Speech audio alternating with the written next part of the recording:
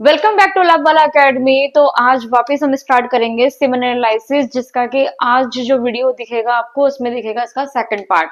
तो first part में हमने इसका इंट्रोडक्शन किया था, फिजिकल कलेक्शन एंड माइक्रोस्कोपी और स्पर्म काउंट हमने किया था। तो सेकंड पार्ट में आज हम कवर करेंगे इसका मॉर्फोलॉजी, इसकी ग्रेडिंग की प्रोग्रेसिव ग्रेडिंग कैसे होती है, दूसरा इसका लिक्विफिकेशन और इसका केमिकल एग्जामिनेशन। तो लेट्स स्टार्ट टुडे। तो पहला आएगा आपका मॉर्फोलॉजी। तो मॉर्फोलॉजी में देखिए ये वाला इसका पार्ट है मॉर्फोलॉजी। तो मॉर्फोलॉजी में हमको देखना होता है कि जो स्पर्म होता है उसका डायग्राम क्या होता है। तो ये देखिए, ये सबसे जो आपको दिख रहे हैं ये वाला जो दिख रहा है आपको, तो इसके तीन पार्ट होते हैं, एक होता है हेड, एक होता है मिड पीस और एक होता है इसका टेल। तो इनका और ये जो ऊपर का इस तरह से जो तिकोना इसका पार्ट होता है इसको हम बोलते हैं एक्रोसोमल पार्ट। अब ये जो हेड वाला पार्ट होता है इसमें क्या होता है, हेड वाले पार्ट में इसका होता है न्यूक्लियस, ठीक है, यानी कि इसका जेनेटिक मटेरियल होता है। यहाँ पर इसके प्रेजेंट इसी मिड पास में, ये मिड वाला पास है जो कि इसको एनर्जी देता है। और इसका थर्ड वाला पार्ट है, इसका जो पूंछ जिसको बोलते हैं टेल, ये इसको देता है स्विम, यानी कि ये इस तरह से तैरने का काम करता है, जो कि कहाँ जाएगा, ये एग के पास जाएगा फर्टिलाइज करने के लिए। बाकी आप ये जितनी भी स्ट्रक्चर देख रहे हैं ये इन सबसे थोड़ी सी डिफरेंट है, जो कि एबनॉर्मल आती है। तो एबनॉर्मल में डिफेक्ट आता है ऑब्वियसली, कि अगर इसके किसी भी पार्ट में अगर जब डिफेक्ट होता है तो वो नॉर्मल से एबनॉर्मल में हो जाता है। जैसे इसका हेड छोटा है, इसका थोड़ा सा तिकोना है आगे से, इधर देखो आपके यहाँ पे ये दो पूंछ यहाँ पे निकल रही है, यहाँ पे दो हेड निकल रहे हैं, यहाँ पे दो पूंछ निकल रही है, यहाँ दो हेड निकल रहे हैं। यहाँ पे इसका जो एक्रोसोमल है उसका शेप चेंज हो गया है, यहाँ पे देखो इसकी टैल ही नहीं है। तो इस तरह से आप देख रहे हैं कि सब सारे स्पर्म के अंदर कुछ ना कुछ डिफेक्ट हो रहा है। तो ये क्या कहलाते हैं, एबनॉर्मल। तो आपको मॉर्फोलॉजी पता चल रही होगी, ये है नॉर्मल और ये है सारे एबनॉर्मल। देख लेते हैं एक बार। तो नॉर्मल अगर ऑब्जर्वेशन होता है इसका तो कैसे करना है, स्पर्म साइज होती है जो कि इसकी होती है 52 सेंटी माइक्रोमीटर।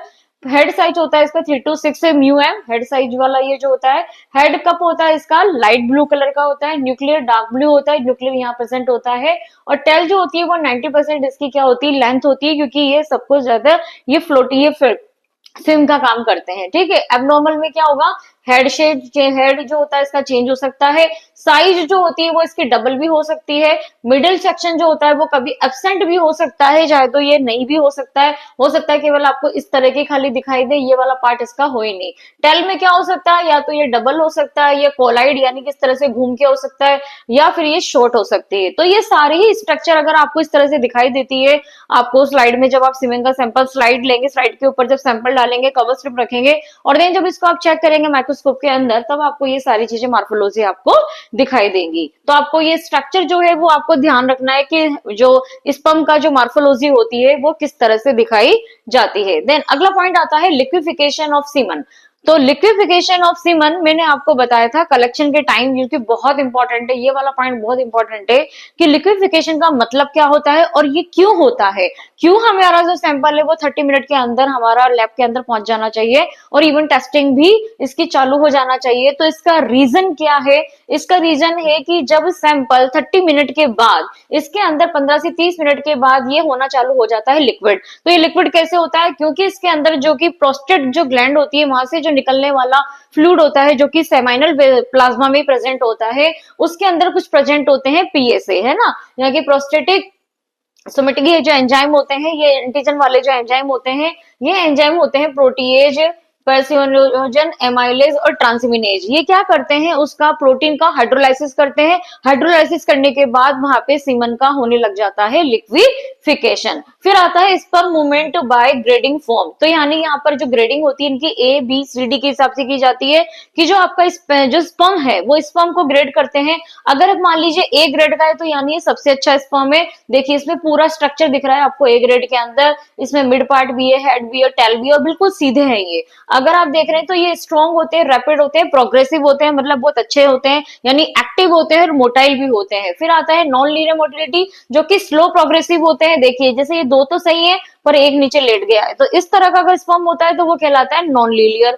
फिर तीसरा होता है नॉन प्रोग्रेसिव, जिसमें स्पर्म मूव दियर टेल, यानी कि यहाँ पर क्या होता है कि यहाँ पर ये तो क्या होंगे, इस तरह से आड़े लेड़े हो जाएंगे, लेकिन केवल इनकी टेल हिलेगी, हेड के अंदर कोई भी मूवमेंट नहीं होगा, यानी इसका आधा पार्ट तो मूवमेंट करेगा, आधा पार्ट इसमें मूवमेंट नहीं करेगा। और इमोर्टल का मतलब होता है absence of forward progression, 70 to 80, यानी कि इसमें ये होता है कि जो टेल होती है वो टेल अपना मूवमेंट नहीं करती है, तो इमोटाइल का मतलब होता है कि वो मोटाइल ही नहीं होते हैं। तो इस तरह के अगर आपको कोई भी स्पर्म दिखते हैं तो वो ABCD में देखा जाता है। पर ये इसको देखते कैसे हैं, तो इसको ऐसे देखते हैं कि 5 से 10 जो होती है फील्ड के अंदर इसको देखा जाता है।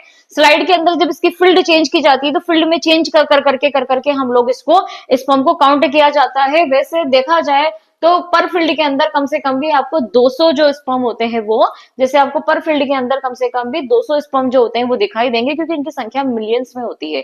नाउ अब जो हम आगे पढ़ेंगे एग्जामिनेशन, वो आएगा आपका केमिकल एग्जामिनेशन। कॉपी कर चुके हैं और केमिकल एग्जामिनेशन करना है। तो केमिकल एग्जामिनेशन में मैं आपको बता दूं कि केमिकल एग्जामिनेशन स्पर्म में क्यों जरूरी है।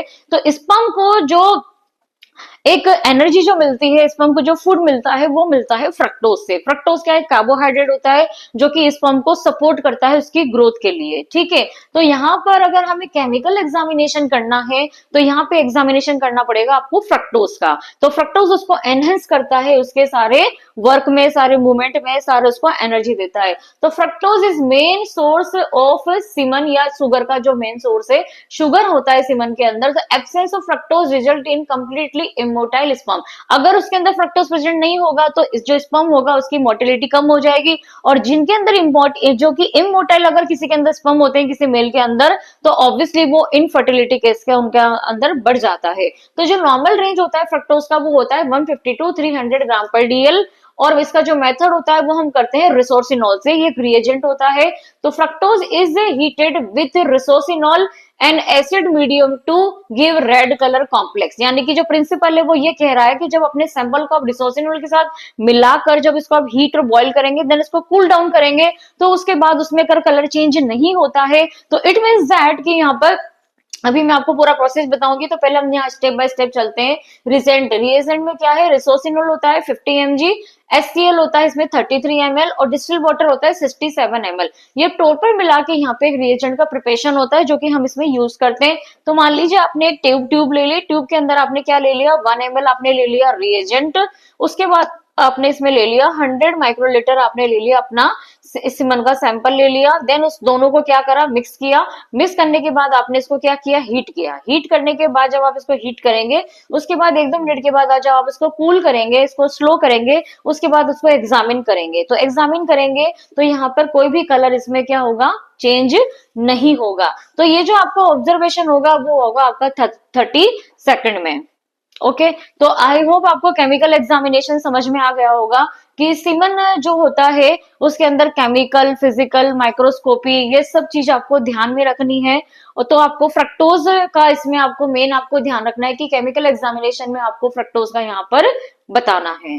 तो आई होप सीमन एनालिसिस के 2 वीडियो कंप्लीट हो चुके हैं, जिसके अंदर हमने सारे जो भी मेन पार्ट थे वो सारे हमने आपको यहाँ पर बता दिए हैं। तो आई होप आपको ये समझ में आएगा। अगर आपको कहीं भी कुछ भी डाउट है तो आप मुझे कमेंट कर सकते हैं। Please comment in below.